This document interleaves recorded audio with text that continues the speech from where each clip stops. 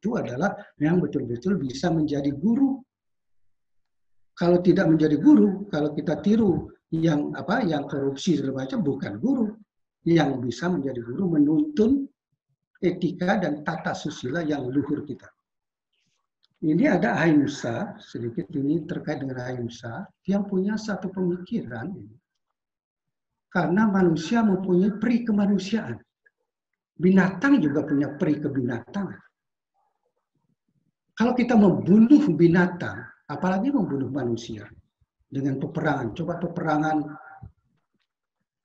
Baratayuda, semua menghancurkan semuanya. Perang itu adalah sesuatu yang menghancurkan, menyakitkan. Kemudian apalagi membunuh manusia dan membunuh binatang tanpa peri kebinatangan. Dan dalam membunuh binatang mungkin ide Pandita nanti menyampaikan ada mantranya bagaimana kalau binatang itu dibunuh untuk yadnya. Kalau tidak dibunuh sembarangan, disakiti. Misalnya kera dipotong kepalanya, yang disedot atau otaknya untuk konsumsi, untuk kesehatan, untuk segala macam. Apa yang terjadi? Rohnya membuat energi-energi negatif. Jadi energi negatif itulah membuat alam semesta ini kita akan mudah teraliri oleh penyakit-penyakit, segala macam penyakit. Sekarang penyakit yang muncul itu karena tindakan kita. Segala sesuatu apapun yang muncul dalam pendapat yang apapun yang muncul yang di dunia ini adalah sudah mendapatkan persetujuan dari Tuhan. Apapun yang muncul ini adalah ada pesannya. Pesan positif untuk manusia. Jadi manusia harus berhati-hati. Ahimsa ini menyakiti. Makanya inti dari apa yang dikatakan, apa yang dianukan oleh Maharshi Vyasa itu adalah pertama berbuat baik. Berpikirlah baik, berbicaralah baik, berbuatlah baik kepada yang lain, tidak hanya manusia, binatang semua. Kita motong tumbuh-tumbuhan jadi pemanasan global, jadi banjir. Kita keruk batu bara, kita keruk emas, keruk terjadi gempa, terjadi gunung meletus. Semua alam mencari keseimbangannya sendiri karena perilaku manusia. Karena perilaku manusia yang tidak menjalankan etika dan tata krama luhurnya. Murid, Prof, waktunya tinggal 5 menit. Ya, ini tinggal ahimsa. Ahimsa ini permasalahannya itu ada energi-energi negatif. Makanya penyakit bisa datang dari luar, bisa datang dari diri kita. Misalnya sekarang virus-virus segala macam datang dari sana. Satu hal juga yang patut kita pahami bahwa kita di dalam agama ini punya sadkertih. Sadkertih menyucikan, menjaga sungai kita. Tapi sungai kita makin lama, yagnyonya makin besar kita di Bali, tapi sungai kita makin kotor. Padahal pelaksanaan agama itu ada penyucian dari sungai, penyucian danau, penyucian laut. Tapi kita tidak melaksanakan itu. Kemudian yagnya makin besar, tapi pohon-pohon di hutan makin habis. Nah ini sudah kita tidak melaksanakan sadkertih ini. Dan kalau sudah kita melaksanakan sadkertih seperti itu adalah persembahan suci sebagai yajna dan tata susila yang menghasilkan satyam, siwam, dan sundaram tadi, menghasilkan sesuatu yang sundaram tadi, filsafat, etika, dan budaya. Budaya yang indah tadi menghasilkan ini, maka kita akan mendapatkan catur purusarta, dharma, arta, kama, dan moksa. Ini sebetulnya sangat indah sekali kalau kita berbicara sangat mendalam seperti itu, sehingga sangat sederhana sekali sebetulnya kita beragama. Tidak susah-susah, tapi kita susah sekarang urusan acara. Padahal Bhagavad Gita bilang berbuat baiklah kepada yang lain, jangan menyakiti yang lain. Kalau kita melakukan yadnya ke atas dengan penuh rasa bakti, ke samping dengan memberikan kedermawanan dengan cara tulus ikhlas. Mungkin itu saja yang sangat penting kita harus lakukan.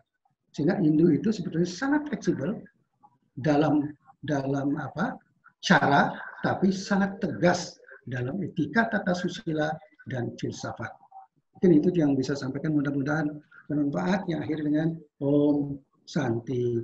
Seru. Sukma Prof. Nyoman Tantra. Lanjut untuk filsafat Panjayatnya, ide Pandita Empu, dipersilakan untuk menjawab. Oke, Om Swastiastu. Sampun didengar, sampun. Swastiastu, ya. Nggih. Sampun Ratu Bagus pisan. Nggih. Niki masalah Patram Puspam Palam Toyam. Ini sangat prinsip sekali dibahas oleh pegawai kita. Kemudian mengalami proses emanasi menjadi bentuk bebantan yang sangat ribet sekali. Belum lagi dibagi dengan nista madya utama yang tidak jelas mana bantan nista, mana madya, mana utama. Ini kita tanggapi dulu. Apa yang ada di pegawai kita niki adalah sesuatu yang bersifat prinsip. Kita bisa melihat ini dari deskripsi narasi seperti apa yang sampaikan tadi. Ketika kita bisa dalam kondisi tidak memungkinkan dengan Patram Puspam Palam Toyam, kita memang bisa melakukan niatnya. Kita sebagai sebuah offering, ya, persembahan kepada Tuhan. Di sini mengandung satu makna bahwa kita diajak untuk cinta lingkungan, sebenarnya apa yang dikatakan Prof. Tantra tadi.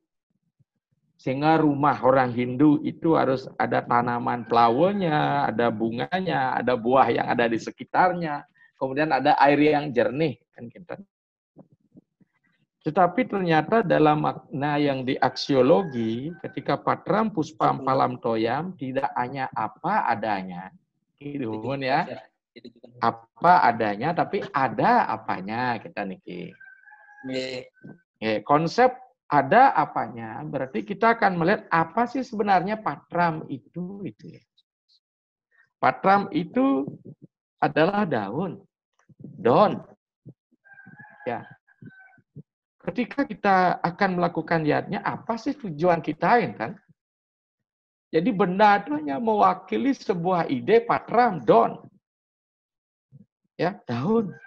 Si daning don ini kang niatnya. Maka Patram ini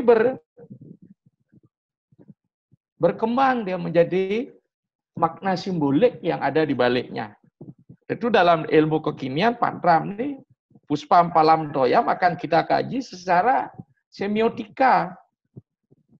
Karena ketika dia hadir di wilayah agama, setiap benda akan menjadi simbol. Sebab tidak akan ada sesuatu benda di wilayah agama muncul dari ruang hampa. Daun. Tadi ke dalam aspek lingkungan, kalau patramnya sudah ada, berarti kita melestarikan lingkungan. Bagaimana kita menjaga O2 kita di rumah? Kalau kita kembangkan lebih jauh menjadi bioekologi jadinya. Puspam bunga. Bunganya simbol cinta kasih sebenarnya.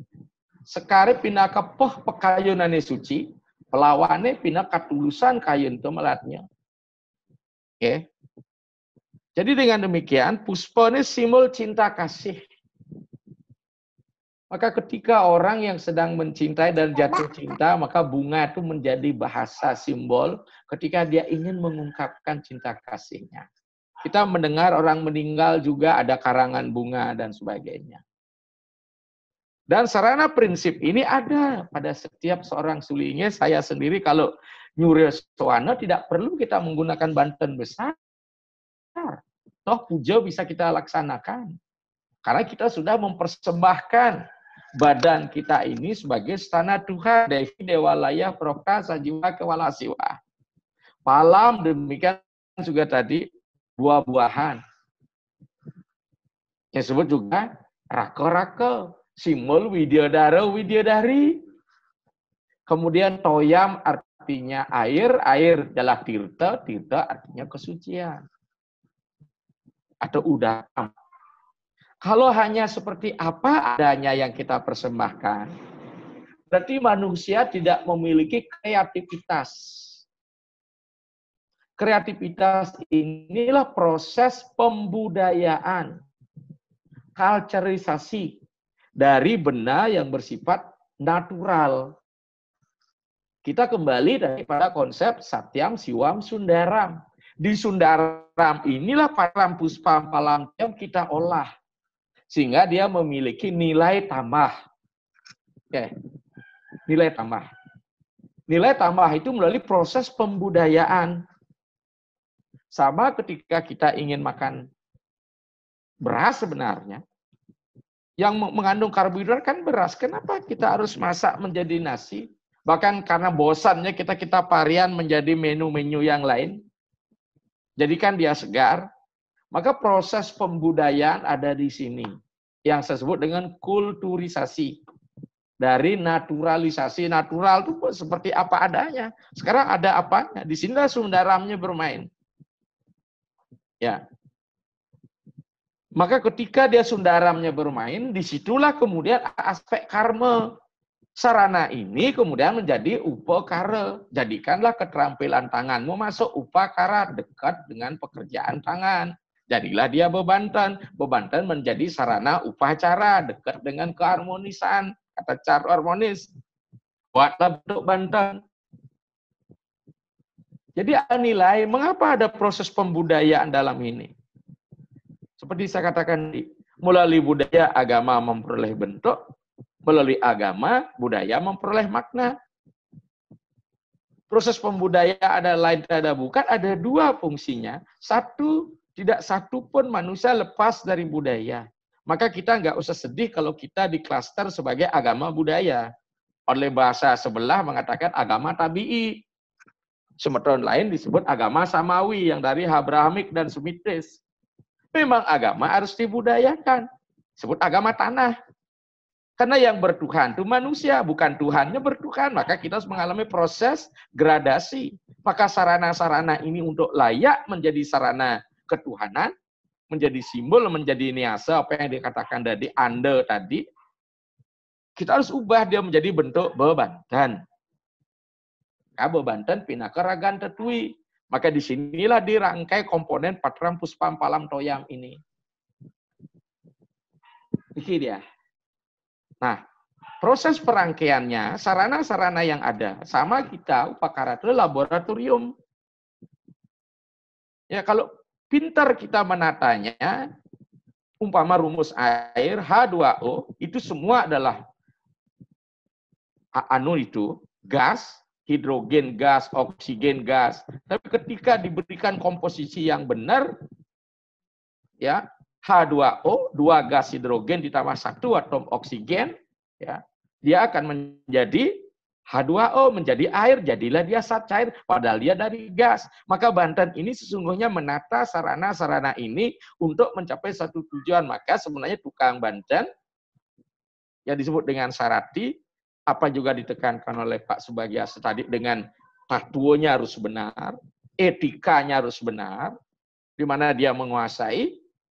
Jadi apa yang disebut dengan modal internal pada diri tukang Banten akan melahirkan sebuah produk Banten yang tidak hanya sebagai sebuah offering persembahan, di situ mengandung energi. Maka ketika mengandung energi, kesan tantriknya menjadi kuat. Maka disinilah proses pembudayaan harus terjadi. Di situ kita sebut karma yoga samniasa.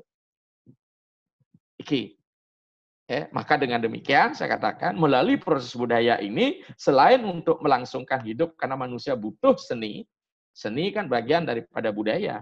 Di situ juga melalui proses pembudayaan, di situ manusia untuk apa? Pemerdekaan diri.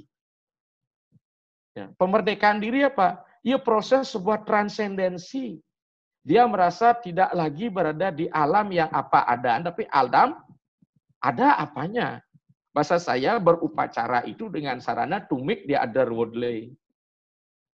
Bahkan sekarang cara-cara kita ditiru dalam rangka pengaruh misionaris. Di tempat-tempat ibadah agama tetangga juga dibuat model agama kita. Di rumah ibadah dipasang penyor, tapi saya tidak menyebutkan itu supaya tidak orang tersinggung membuat gebogan ke rumah ibadah. Bahkan, mohon maaf, rumah ibadahnya pun disebut dengan pura. Di Bandung ada itu. Ya, sementara kita anti dengan apa yang kita miliki, sementara apa yang kita miliki telah dipakai oleh orang lain. Terutama agama-agama yang kental di punya misi-misi misionaris. Karena budaya ini dipakai, sementara kita sudah menggunakan itu sejak dulu, sehingga kesannya agama kita berbeda. Tapi prinsip-prinsip dasarnya sama. Nah, sekarang mengenai bentuk nista madya utama. Nista itu tidak bisa sama rata. Sama dengan kondisi sekarang di Bali dengan di Jawa. Pembatasan social distancing dan physical distancing untuk di Bali 25 orang maksimal. Ini ada aturan, boleh ada istiadat agama dilaksanakan 25 orang. Tapi 25 orang pada rumah orang yang hanya satu area, bayangkan bisa kita physical distancing. Dengan pura besakeh yang 25 orang, pasti kekurangan orang di situ. Maka nista di setiap rumah akan berbeda dengan status nista di pura. Akan berbeda dengan nista di pura dan kayangan sad kayangan. Maka nista madya utama menjadi sangat relatif. Di Sangah Paumahan, Banten yang disebut dengan kanista, Pejati nista utamanya sampai tumpang 5 madyanya, tumpang 7 sudah utama. Tapi di Pura Besakeh, tumpang 7 itu tidak ada artinya. Yang nista di situ bebangkit pun macam, ada bebangkit Cagak, ada bebangkit Gromong, ada bebangkit Durga Dewi dan sebagainya, ada bebangkit Sari. Sehingga dengan demikian, nista madya utama itu tidak lebih daripada konsep, kembali pada konsep tadi, sakti, kemampuan kita. Nah, Titiang luruskan sekarang nih Pak, karena desa ini sebenarnya bukan wilayah. Desa ini petunjuk sastra, artinya sama dengan sastra. Kalau wilayah itu grama, artinya sama dengan krama. Kalau desa itu makanya disebut dengan upo desa, dekat dengan petunjuk. Itu po desa, dekat dengan petunjuk-petunjuk yang memberikan kebahagiaan. Satu wilayah yang telah memiliki batas dan hukum-hukum tertentu disebut dengan desa. Jadi desa itu petunjuk sastra artinya. Berdasarkan teks yang Titiang baca, desa Kalepatra itu terkait dengan konsep meyadnya. Yang ada sebenarnya Pak Dharma Siddhartha Iksa Sakti Desa Kaletatwa. Maka dengan demikian, sakti ini sangat menentukan. Ya, bagi orang yang terus terang, maaf, bagi orang kaya, ya 100.000 itu seharinya nista. Tapi bagi orang miskin, 1000 menjadi sangat utama. Maka itu tidak menjadi takaran yang bersifat umum. Dia bersangat relatif sekali. Tetapi sekarang ada mungkin aturan main. Kayak nanti ini, Purnama Kasa ada tetoyan ring meraja. Titiang selalu mengatakan konsepnya nadi dan sepen. Sepen Titiang di Merajan, karena Merajan pertama, Pulau Gembal. Jelehnya adalah bebangkit. Nadinya adalah catur, niki yang kita ambil. Tapi bagi yang lain, di Merajan yang lain, hanya Merajan Pekumalan di rumah ulun nih, tumpang pitu bisa jadi utama. Maka dengan demikian batasannya ini tidak strict banget. Kemudian landasan filosofi tentang niki sampun ya, jadi media bakti, jadi konsep pembudayaan lah bentuk itu. Kemudian yang kedua, sarana-sarana yang dipakai tidak berarti hanya sekedar comotan, patram, puspan, daun-daunan, nanti baca Lontara Jijanan Take, baca nanti tentang Napi Wastani Taruh Pramana, setiap daun punya kegunaannya. Ternyata selain kita persembahkan, daun itu juga bisa dipakai obat sebenarnya. Bunga juga demikian. Mengapa ketika orang melukat, bunga tigang suahan, buah juga demikian. Ketika kita buat penyejak pengentek, di situ ada isin, ada duren, kemudian ada buah nangka, ada blego, dan sebagainya. Hanya secara penyelidikan laboratorium belum dilakukan semua sarana-sarana yang dipakai di dalam upacara itu. Saya yakin kok di situ ada kandungan-kandungan tertentu, sehingga ketika dipadukan dengan sarana lain, dia akan membentuk zat-zat yang memberikan asas manfaat yang sebesar-besarnya kepada kita. Nah, selanjutnya adalah landasan filosofi ya, tentang badan seperti Adbir Gatrani Sudianti, Manah Satyena Sudianti, Widyo Tapubya Bertatma Budir Janyena Sudianti.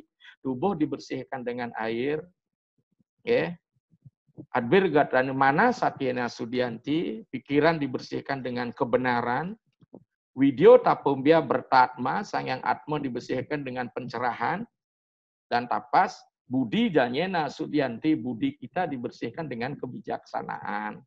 Terus bagaimana ketika orang mati harus menggunakan upacara pembersihan seperti itu? Kita kembali, persepsi upacara pengabdian harus dibagi dua. Untuk yang melakukan dan untuk yang diberikan upacara. Jadi yang melihat dari yang memberikan upacara dulu. Banten yang dibuat tidak otomatis menentukan apakah dia masuk surga atau tidak. Kembali pada karma. Tetapi kewajiban seorang Pratisentana harus melakukan hal itu sebagai bentuk baktinya. Apakah Sutta Kirtia dengan menyangoni ngopeni lalu orang tua kita sampai beliau diperawat rumah sakit sampai beliau pulang, dan setelah meninggal dibuatkan upacara. Tetapi jangan sampai ada sebuah pandangan yang paradok. Ketika sakit jangan dibawa ke rumah sakit. Tapi ketika dia lagi dibuatkan bantan pengabenan yang besar-besar karena ada kepentingan ingin menjual aset leluhur, maka saya sering sebut dengan ngaben sawah merdeka, sawah merdeka niki. Kemudian Sri Indra Guru Yama Ludra Brahma kalah umane adab, Kemudian pakai sukat lagi, tidak pakai meteran ini. Kenapa pakai sukat? Dia menggunakan asta bumi. Asta bumi itu tidak guna meteran loh, tapi menggunakan tangan yang terlentang, namanya adepo gitu. Adepo agung. Adepo dijual ya, jual. Kemudian ada yang disebut dengan apa? Hidup ngaben, mengabenkan orang tua dengan kondisi tidak ada apa-apa. Tahu tidak ada apa-apa, di Bali disebut dengan tuare. Ngaben ulian tuare, dua ngare, madep, kinten. Bukan satu are, one, two are, dua are, jadi coupling, dia di LC, tanah hadap loh. Sehingga dengan demikian, ini yang tidak dibenarkan. Maka yang disebut niki apa? Dalam pengaben, gawe kena pindo tarpane, kawitante, ya. Ampura, sampai di surga lah bisa ketemu. Niki. Ampura ide. Ya. Ini waktunya sebenarnya sampai jam 17.30. Yeah. Nah, namun, niki tiang kasih interval waktu sampai jam 18, jam 6 malam. Apakah setuju? Yeah. Apakah setuju niki sampai jam 18, jam 6? Setuju sekali. Setuju bagian bawahnya. Harus takut. Kalau satu yang lainnya durusan. Kita lanjut ya.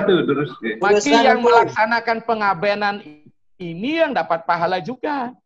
Maka di situ dikatakan barang siapa yang bakti pada leluhur ada 4 pahala yang diperoleh. Apa itu? Bala, yasa, yusa, kerti. Itu jelas harus saya dibaca. Bala ngarannya kesaktian. Siapa yang bakti sama orang tua dan mengupacarai upacara itu, dia akan mendapatkan kekuatan. Karena ada restu dari orang tua, kalian etikanya tetap seperti kata Prof. Sutandra tadi. Dengan benar melakukan sebagai guru bakti. Makanya catur guru itu kan baru ada, nanti ada guru pemerintah.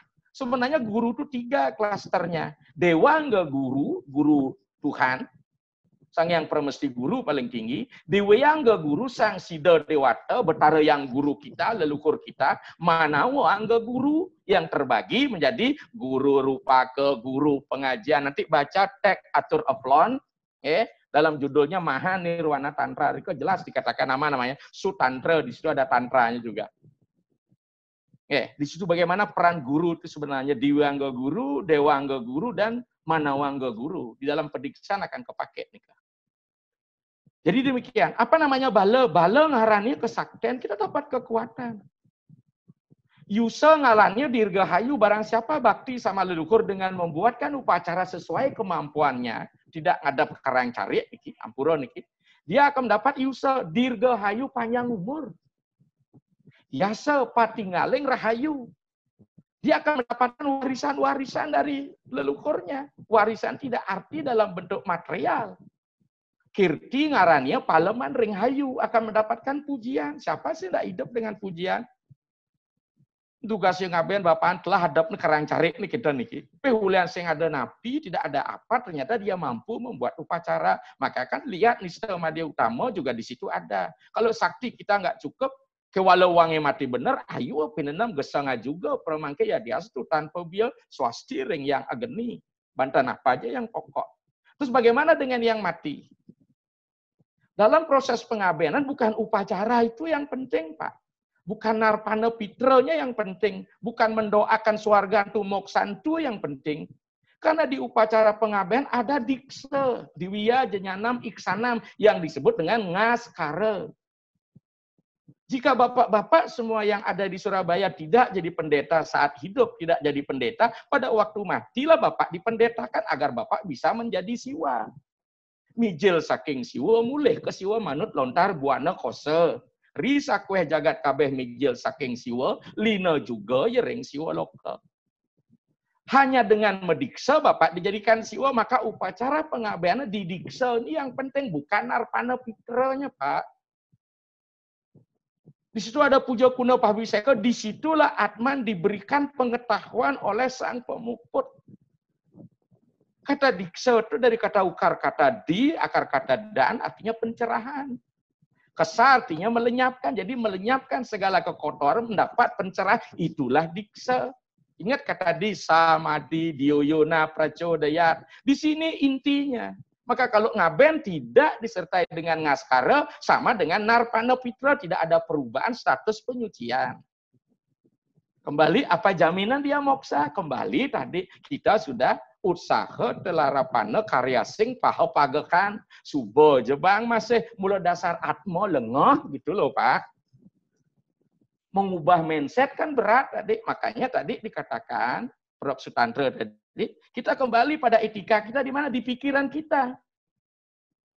Ya, ikang mana ngarannya wetning indrio maprawerti poya subuh karma matangnya ikang mana juga prekon keretannya sekarang. Yang pertama dikendalikan pikirannya, maka konsep ngaskara lah memberikan pikiran ini yang cerdas.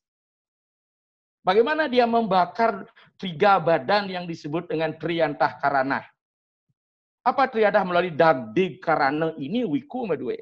Sulingnya akan melakukan itu kepada Atman yang diupacarai pengabenan, Pak. Maka di sini nilai mistis yang ada dalam upacara pengabenan. Kalau gitu kita menjadi apatis, untuk apa ngaben? Tentu kita masih ingat bagaimana Prabu Yayati yang telah mencapai Indraloka.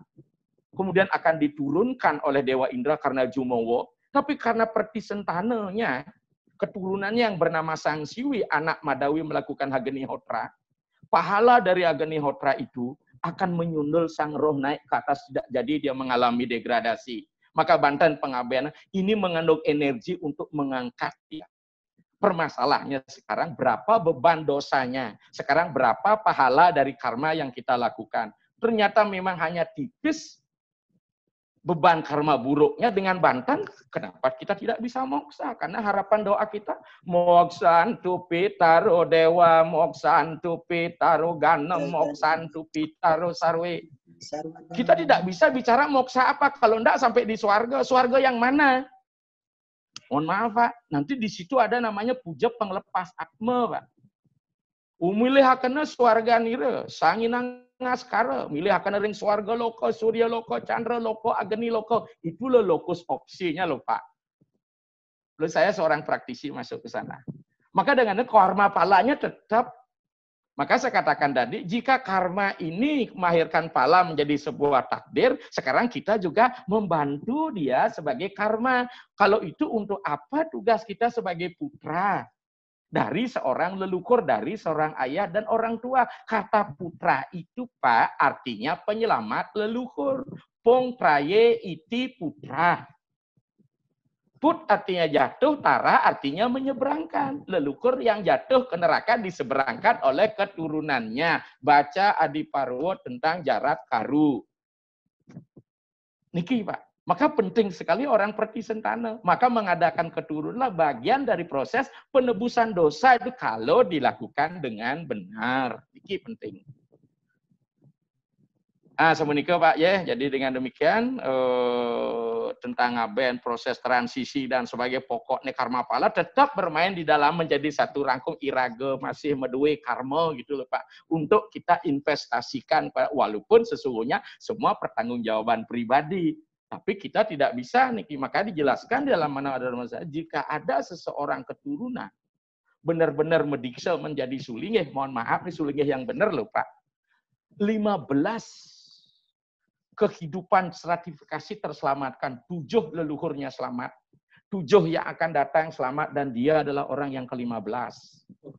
Itu pentingnya. Tapi sulingeh yang benar. Tapi ada sulingeh tidak benar. Kebetulan Titiang sedang menulis ini untuk kajian sulingeh. Jenis sulingehnya ada 8 sulingeh cacat, wiku ambeng, palang pasir, wiku pangkon, dan sebagainya, dan sebenarnya. Jadi demikian. Ya.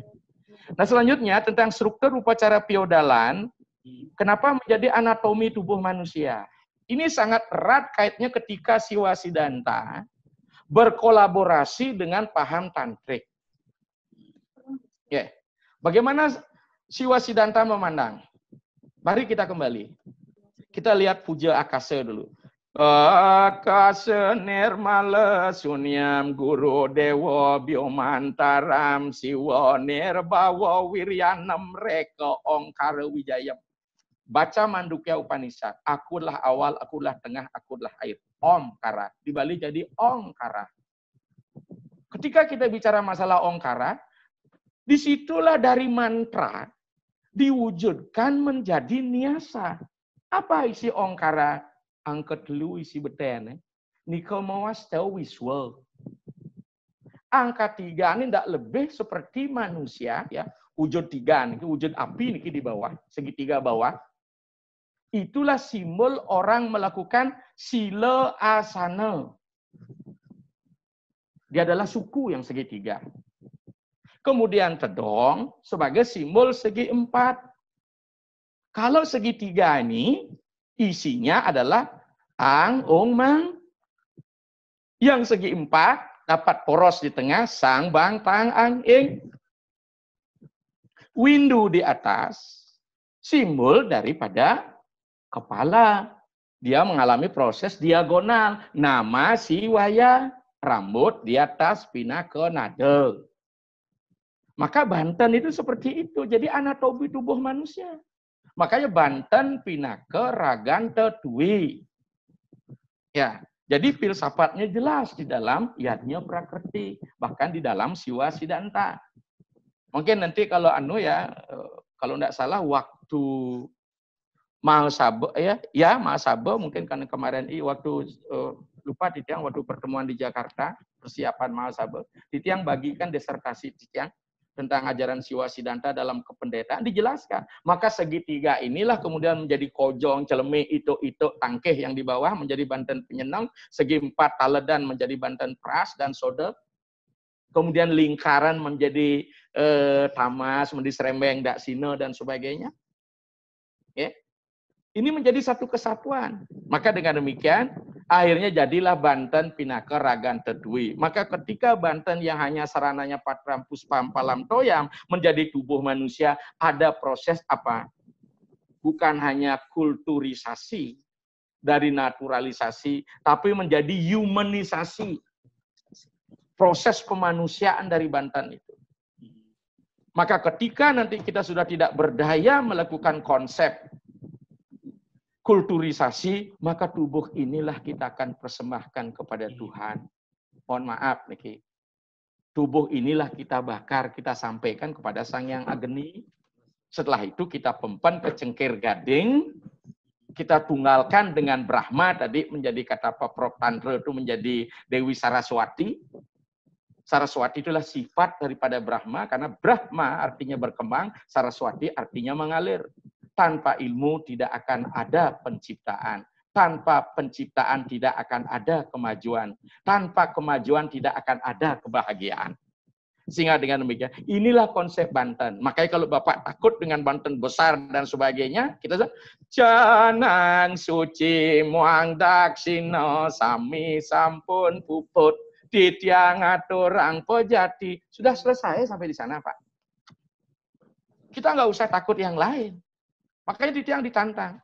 Berau nggak ngaben dengan pejati? Silahkan, tidak masalah. Kalau memang Anda tidak mampu, saya bilang. Tapi kalau mobil Anda Mercy tingkat 11, itu namanya sugih metapo lacur, saya bilang begitu.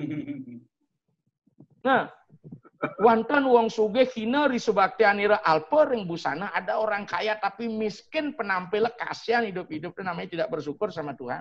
Maka konsep yatnya inilah ada pelepasan. Ketika melepas ampura nih, ketika kita makan sedikit, memasukkan sedikit konsep akan masa BAB-nya besok pagi bisa ada sekilo hanya ngajang sekilo. Ini konsep balance. Maka dengan demikian inilah Bapak Ibu sekalian yang bisa Titiang sampaikan. Mudah-mudahan apa yang kita lakukan hari ini berkelanjutan, masih perlu kita membahas hal-hal yang lain. Karena apa? Waktu yang pendek juga akan menjadi kendala dalam konsep pemahaman kita. Ingat Titiang ngomong Niko dulu Pak. Kuangan. Nah, Niki yang cetek luar biasa banyaknya Niki. Yang 95 peserta tadi. Udah catat Niki. Namun mungkin ada beberapa yang perlu yang bacakan. Jadi pertanyaan harus kita jawab sampai jam 18 kan Niki. Nggih, niki pan puas Mas Niki ano yang chatting Niki. Ada pertanyaan dari Prof Nyoman Sunyane nggih. Sudiatnya nggih. Prof Subagiastra. Nggih. Pertanyaan untuk materi 1, Om Swastiastu, konsep Trimurti dengan tempat pemujanya di desa memuja Brahma sebagai pencipta dengan saktinya Dewi Sri, Pura Pusah pemujaannya Wisnu sebagai pemelihara dengan saktinya Saraswati, dan Pura Dalam pemujaan Siwa dengan saktinya Durga. Pembangunan tempat suci ataupun pura itu pastilah sudah dipikirkan akan fungsi dan sifatnya. Misalnya pura desa dan pura pusat biasanya di pusat kota, sedangkan pura dalam biasanya dekat dengan kuburan.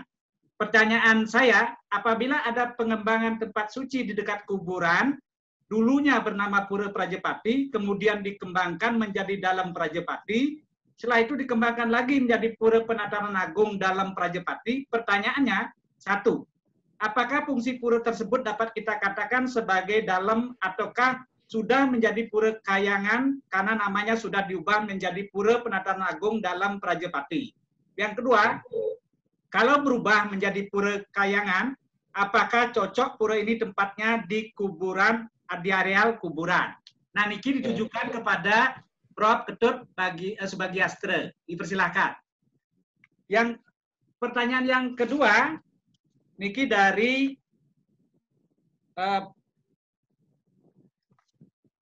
Profesor Wurlina Meles. Niki, mengapa dalam agama Hindu kalau ada orang meninggal pada akhirnya dibakar dengan segala ritualnya, sedangkan pada agama lain justru orang meninggal dibuat batu nisan untuk dapat dikenang atau dikenal atau diingat oleh keturunannya.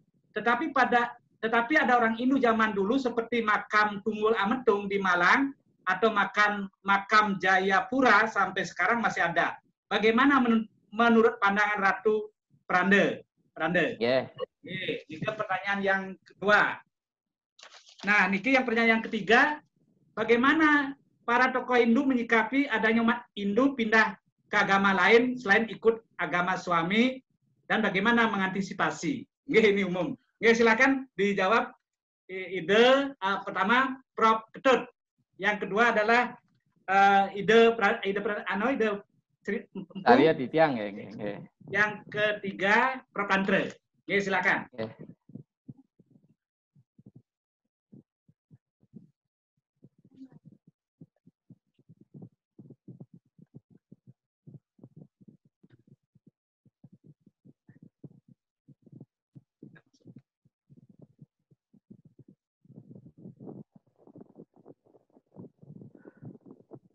Prof Subagiastra, Prof Ketut. Nah, kelihatannya sudah tidak ada, ya. Atau ide. Nggih, sampun niki. Idampu dulu, Nggih.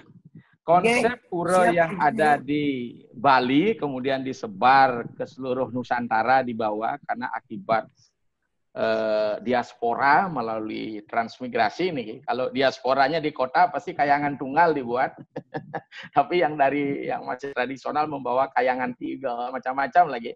Bahkan pura lokal ke daerah dalam ped juga dibawa gitu.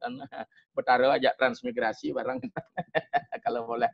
Nah, masalah konsep Trimurti niki Bapak, niki kita kembali, jangan Trimurti India. Mohon maaf nih, Trimurti India itu posisinya sama-sama karena dia sebagai sekte. Kalau Trimurti Nusantara di bawah sekte Siwa Siddhanta. Jadi Trimurti Nusantara itu subordinat Siwa. Utpeti Sira Siwa ngaran Brahma, Setiti Sira Siwa ngaran Wisnu, Perlina Sira Siwa ngaran Rudra. Ingat ini.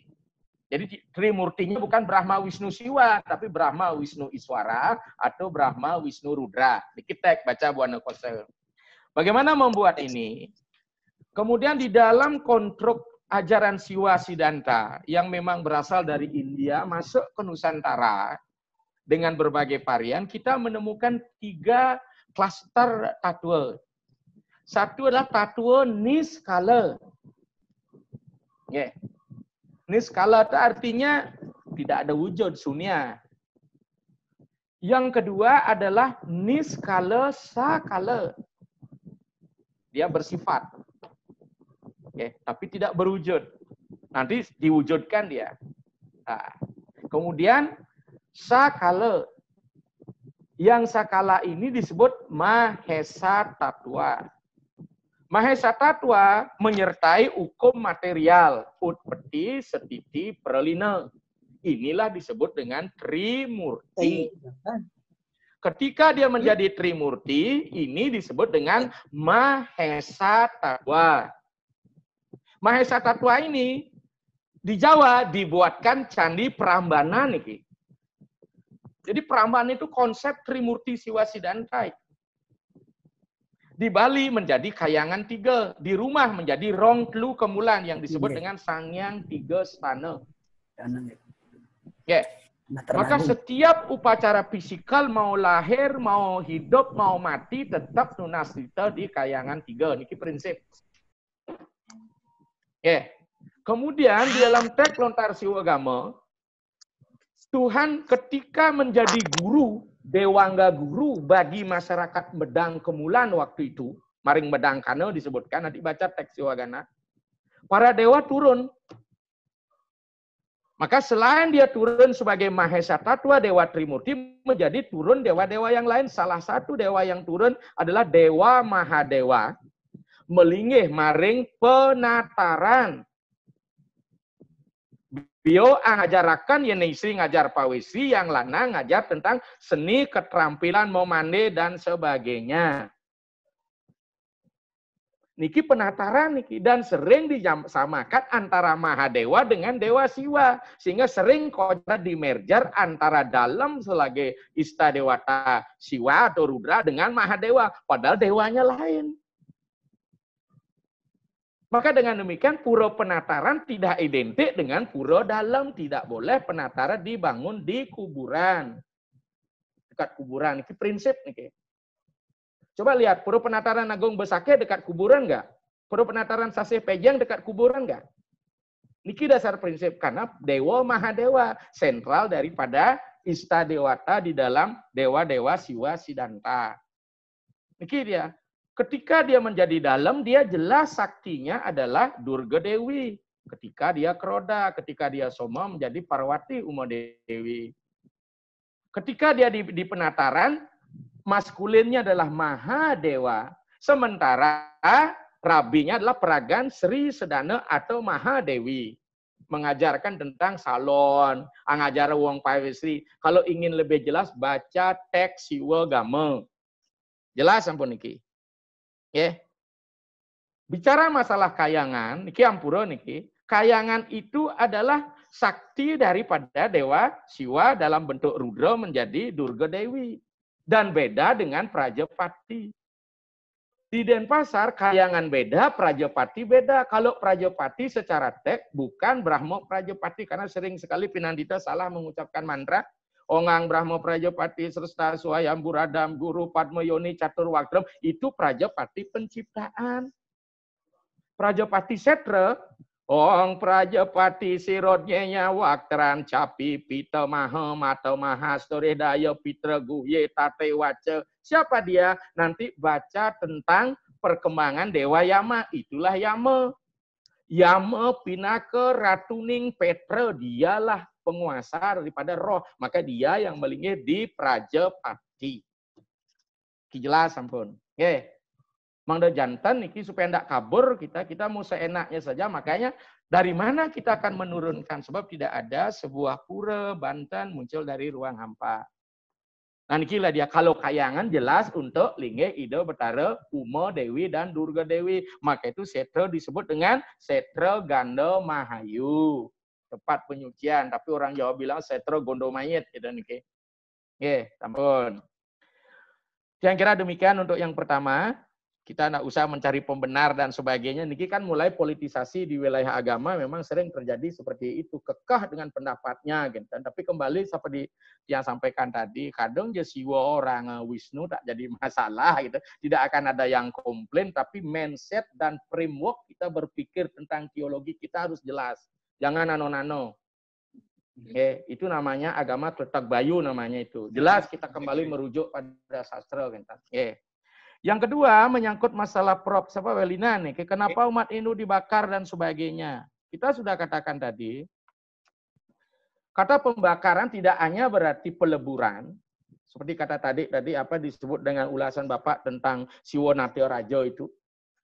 Siwonatya Raja itu mengandung 5 aktivitas siwa apa yang disebut dengan Pancakirtya Siwa. Salah satunya adalah Samhara. Yang kedua, tiro bawa. Yang ketiga adalah setiti anu utpeti, setiti anugraha. Maka selama badannya masih ada, maka Sang Hyang Atman, mohon maaf ini, coba baca dalam Google, mana yang lebih cepat roh yang dibakar, apa yang ditanam mengalami proses penyatuan. Di situ dijelaskan roh yang dibakar itu tubuhnya terurai, sehingga tidak ada lagi bau busuk dari energi badannya itu untuk mengungkung Sang Hyang Atma. Bab roh yang dibakar sudah cepat dia hilang dia. Inilah kemudian dalam agama tantrik yang disebut dengan pesta kuburan, apa yang disebut dengan Bhairava, sengaja memang di Bali itu ada tradisi-tradisi yang tidak boleh membakar jenazah. Saya menduga itu Bhairava. Karena apa? Pesta kuburan menjadi penting, tulang belulang menjadi penting untuk ngereh daripada pelawatan di Betara, barong, rangda, dan sebagainya. Niki, kalau ini sudah terurai dalam pembakaran, maka energi negatif tubuh ini sudah lepas. Sehingga roh bebas. Ketika jasad itu pengalaman spiritual loh Pak, pengalaman magis, itu yang wesen ngaskara, jasad belum dibawa ke kuburan, sampai batas desa titik yang diikuti oleh bau busuk di dalam mobil. Karena apa? Inilah disebut dengan karya atma cemar. Karena badan ini mempengaruhi bau busuk badan terhadap roh. Dengan menguraikan itu dia cepat mengalami proses penyatuan penunggalan dengan Sang Maha Pencipta. Kemudian apa yang disebut dengan kuburan Tunggul Ametung, saya sangat ragukan pendapat ini. Semua orang Hindu harus dibakar, apalagi seorang aku dulu. Yang adalah petilasan. Beda dengan seorang yogi. Di Bali banyak pelingih-pelingih puraduku, ada kuburannya. Bagaimana? Kenapa tidak dibakar? Karena beliau dianggap sebagai Mahasamadhi. Samadhi dengan badan jasadnya. Karena beliau sudah melampaui jnana yang tinggi. Maka dengan demikian, samhara inilah melalui api. Maka Sulingih pun ketika melalui lakukan samhara membakar dirinya dengan triyantah karana dengan api disebut dengan dagdeg karana. Sariram kunam wityota triyantah karanam idanam saptong kara mayobane bojanantu dindita ongang kala agni rudra. Bayangkan kala agni rudra, dia jelaskan itu. Mau bersada mudra benar maring nabi, jadi membadek niki mudra ring sisik kan. Karena ini simbol apa? Kendaraan Dewa Yama, Yamaniloka, nikiring Nabi, maka disebut dengan, disitulah dia menggunakan mudra kerbau, to buffalo. Baca buku God and Goddesses of Hinduism dari Wilskin, jelas di situ dijelaskan. Sampun. Nah masalah pindah agama, pindah agama ini macam-macam motifnya. Kalau dia reproduksi identitas, orang yang diterima identitasnya apabila memiliki kuantitas yang banyak. Identitas yang banyak itu akan berpengaruh. Kalau kita ingin menaik dari jabat identitas, carilah orang yang identitasnya mayoritas nih kok. Orang Sulawesi bilang, Pak, selama berdarah-darah kita beritahu itu orang tidak bakal didengar. Karena memang tujuannya bukan pengetahuan agamanya, yang dicari pembebasannya adalah unsur politiknya. Kita gabung. Mungkin dia bosan menerima hinaan, cercaan, tidak bisa menjawab. Ya akhirnya harus pindah ke agama mayoritas. Masing yauya, geng-geng, Pak. Ini salah satu loh. Kemudian motif yang kedua masalah jabatan. Ya, dia tukar dia keiman dengan jabat, itu sah-sah saja. Kalau itu diberitahu dengan pencerahan juga tidak ada gunanya, Pak. Ya, kalau memang dia kegamangan keimanan, dia nyana diberi pengetahuan, itu lain lagi masalahnya, Pak. Bisa kita terapi dengan pengetahuan agama, gitu nih. Ya, makanya kita tidak bisa mengatakan Bekasi minta, Pak, Mengku Sudiarso, dia ada yang pindah ide bagaimana ini? Tergantung mungkin apa motifnya pindah. Saya bilang gitu. Kalau hanya ingin produksi identitas, yang kuantitas jadi dasar identitas. Karena kita yang minoritas nggak punya identitas loh, Pak. Nah, kalau kita ingin yang minoritas, kualitas kita pertahankan mungkin kan kita ada dosnya. Oke. Ini penting sekali analisisnya, Pak. Sosiologi dan sebagainya, antropologi dan sebagainya, politik dan sebagainya. Maka agama tidak hadir dari ruang hampa loh, Pak. Ilmu-ilmu tentang kemanusiaan harus dipelajari. Jangan heran loh bisa Pak Pemangku, Pak Subagiarso bisa beralih agama besok. Tapi mudah-mudahan tidak sih, jangan seperti itu kan. Harus kuatkan tatunya, Ratu. Ya, itu dia. Umpama saya beritahu Bapak bertaruh, kemudian Pak Nu agak mainu, singkel Nu bertahan saat tadi menteri gitu ya. Saya kira demikian nih. Ya, jadi kita tidak melihat motif itu datang linear saja, tergantung motif itu saja. Memang agama menjadi barang dagangan, komoditi. Dan lain kan itu agama dagang, kengken Pak. Kan sekarang banyak niki yang konversi menjadi tokoh agama dadakan di sebelah, kengken. Semua itu. Sama nikah duluan Pak, banyak hal yang harus kita bahas. Untuk semuanya. Semua Ratu. Hanya waktu ini sudah jam harus kita tutup. Waran tanpa luar biasa Niki. Mudah-mudahan bisa kita pada kesempatan lain. Niki Ampura nanti kita akan share di grup maupun yang ini yang yang sudah direkam Niki. Rekamannya J. Ada kekeliruan. Jadi kesimpulannya. Dapat direkam. Kesimpulannya bagaimana nanti kita pemangku Niki membelenkan dari kerangka Nike dan selalu kita harus. Oke, kira-kira demikian, kira langkung Ampura matur suwun. Dia juga mohon maaf Niki, juga ada yang kurang ya. Mantap. Ditunggu di Sidoarjo Ratu. Sidoarjo, Sidoarjo semuanya tertunda. Oke. Batal, batal ya. Pak Gede menunggu Pak Gede.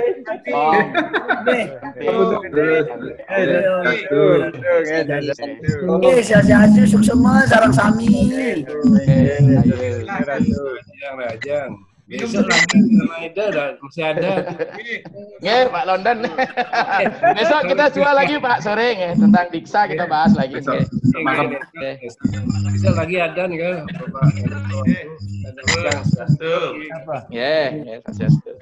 Kami jangan juga mau pamit nih. Rayu. Pamit. Jampu, salam ring Kalsel nih Kaida.